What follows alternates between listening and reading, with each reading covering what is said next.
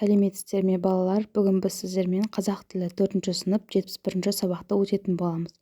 Сабақтың тақырыбы апатты табиғи құбылыстар және атау септігі.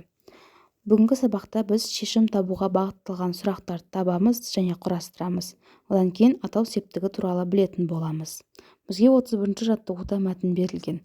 Алдымен мәтінді оқиық. Қар көшкіні дегеніміз қардың тау беткейінен төмен қарай жылдам жылжуы.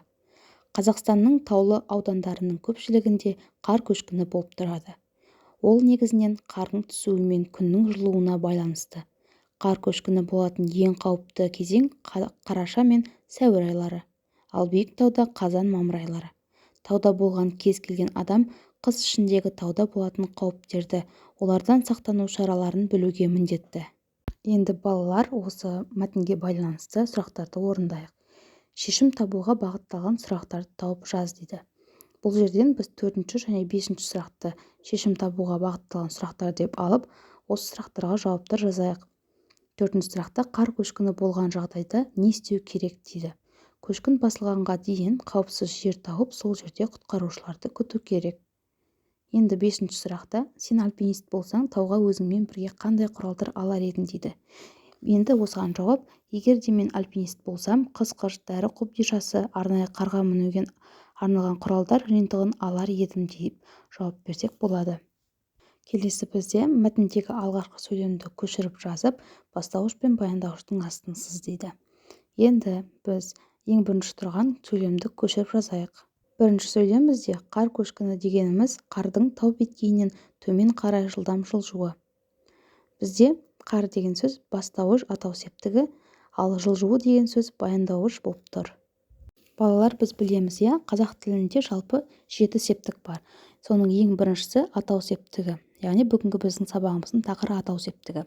Атау септігі кім, не, кімдер, нелер деген сұрақтарға жауап береді. Атау септігіндегі сөздер сөйлемде негізінен бастауыш болады.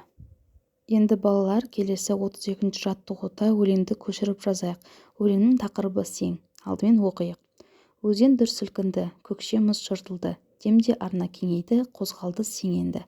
Сансыз мұз аралы қағысып барады, қайыру бермеген тағыдай сең деген.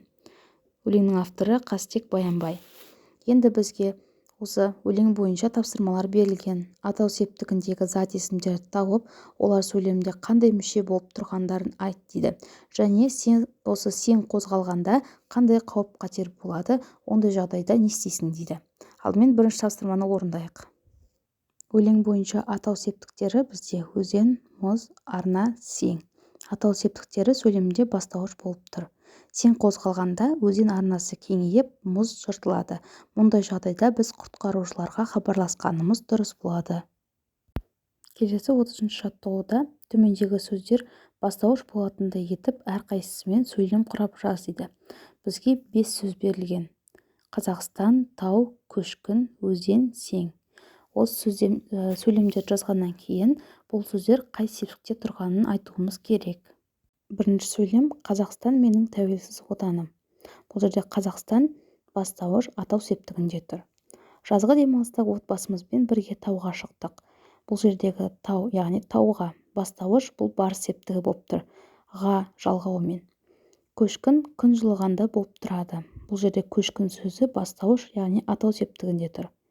Біздің ауылда үлкен өзен бар. Бұл жерде өзен сөзі бастауыш, атау септігі болып тұр. Күн жылығанда өзен арналарында сең қозғалады. Бұл жерде сең сөзі бастауыш, атау септігінде тұр.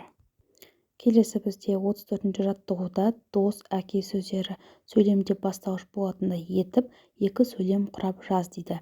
Бізге сызба берілген. Осы сызбаны пайдаланып, осы сөйлемді құрауымыз керек. Енді бірінші дос сөзіне сөйлем құрайық.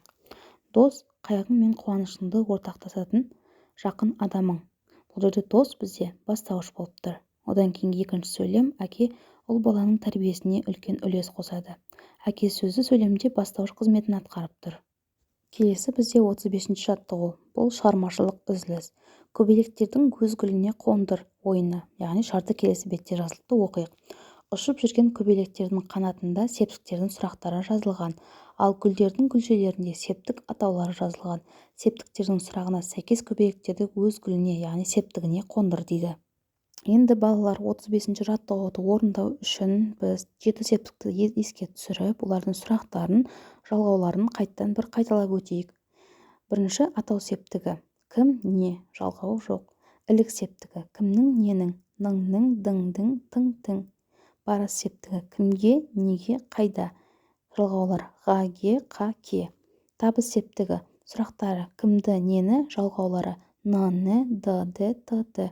Жат септігінің сұрақтары. Кімде, неде, жалғаулары. Да, де, та, те. Одан кейін шығыс септігі. Кімнен, неден, жалғаулары. Нан, нен, дан, ден, тан, тен. Және 7-ші септік көмектес септігі. Кіммен, немен. Оның жалғаулары мен, бен, пен.